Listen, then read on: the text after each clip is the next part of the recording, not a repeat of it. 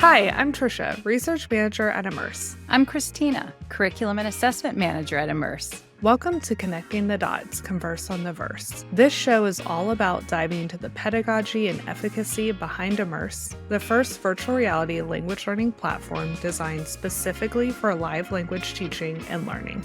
In this episode, we look at some of IMMERSE's experiences with businesses across the globe.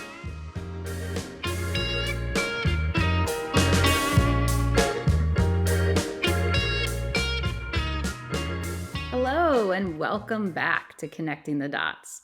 Today, we're going to talk about how we work with businesses. And so Tricia's going to share a little bit of some of our past experiences and even current experiences we have with different organizations. So Tricia, let's kick it off by, why don't you share with us, how have we partnered with other organizations? Yeah, that's a great question, Christina. And I'm going to start a little more broadly and then narrow down to businesses because we've talked about a lot of different partnerships over the course of this podcast. I think it's important to distinguish. So, Immerse has a lot of partners in a lot of different ways. We have our research partnerships, which we've talked about in several episodes, and that's where we partner with a university, with a specific researcher at that university, and that can be anywhere in the world, to conduct a study on Immerse so that we can make sure that, what we're doing is actually leading to better learning outcomes. So we have those types of partnerships. We also have higher education partnerships where universities purchase their students' memberships to Immerse so that they can use it as like a supplemental learning tool. And then we also have business partnerships. And that's what we're going to be talking about today, where, different businesses will work with Immerse to provide language training to their employees, um, to help them upskill in the workforce, like we've talked about in other episodes as well. So that's kind of our three different buckets that we do. Excellent. And so, can you tell me a little bit then of some examples of that last Mhm. bucket there? Yeah, so we partnered with Microsoft Korea to provide their employees some English training and looked at how it improved their confidence and just overall proficiency.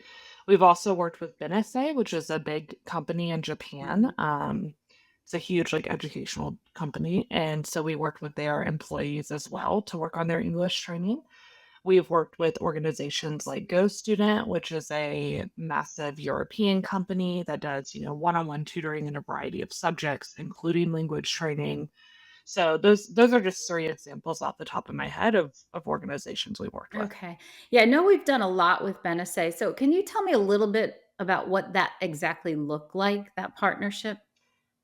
Yeah, so we worked with them before we launched our English program in Japan. We, of course, wanted to pilot it, and they wanted to get English training. So it was a match made in heaven there. And so we created an 8-week VR English course for their employees.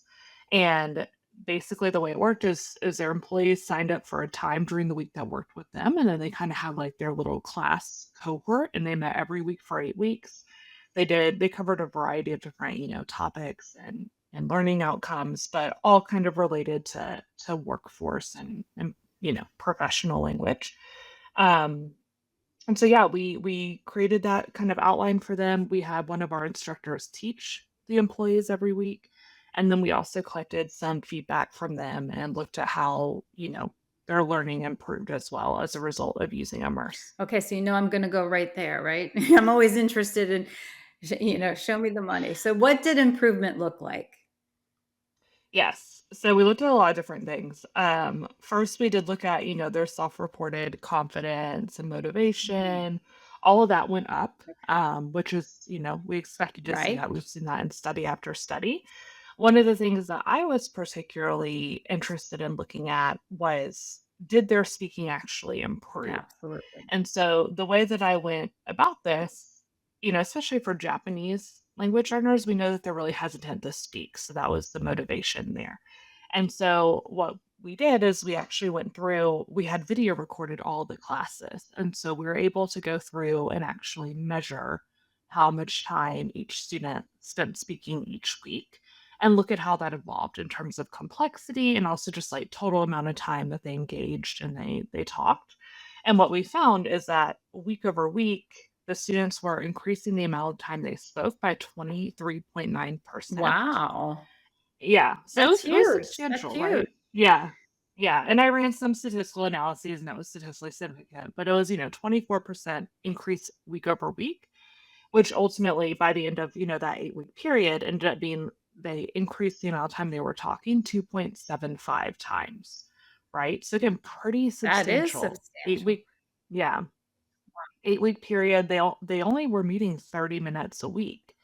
So it was really powerful to see, and then, we also analyzed kind of the lessons to see how the affordances of VR, like being in this virtual environment where you can't have a really embodied learning experience, how that added to what, Mhm. the students' interactions, how they were unfolding. And we saw a lot of benefits there as well. So yeah, we collected, the feedback from them, but also really kind of measured how is their speaking changing over time. And any pre and post testing to show actual overall language growth? Yes, so they did, but I do underst it was self-reported. So Okay. Okay. that's why I always dig into the actual measurements because I 'Cause think you're a it's, researcher. yeah, well, and it's really objective, and it's but yes, we did have them, self-report their language level pre and post in terms of speaking, Mhm. listening. If I remember correctly, we had them use the C4 scale, and so, yes, we did see growth Okay. in that respect as well, but then I wanted again, as the researcher, I was like, "I wanna really, like, back this up with some data," and so that's where we analyzed it at that level. Right, and we know, So yeah. honestly, that's the most critical Right, telling sign, right, of language right. growth, especially when it comes to adults. So you mentioned that we created lessons for them. So, Mhm. customized content, talk about that. Yeah. So that is something I will say, and you could expand on this too.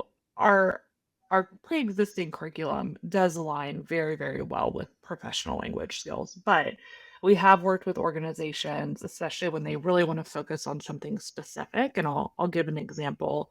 We're working with a large organization right now on hospitality training. And so you and our other curriculum writers are developing a lot of lessons and tasks around hospitality training and really targeting that specific language that you need. And so we do customize content if there's an organization that has Mm. a really big demand for it. And then we also, like I said, sometimes the needs of the organization align really well with our pre-existing curriculum, and then we're able to use that as well. So it's definitely a case by case basis on what the employees are being trained for and what the employer is hoping to get out of it. Okay, great. But the important message is here that it works. Right. It works, right? Yeah. Yeah, based on your research. So, thank you so much. This was really, really great to hear about some of these experiences, and some of them I hadn't been here for, so I really appreciate the Yeah. the history there as well.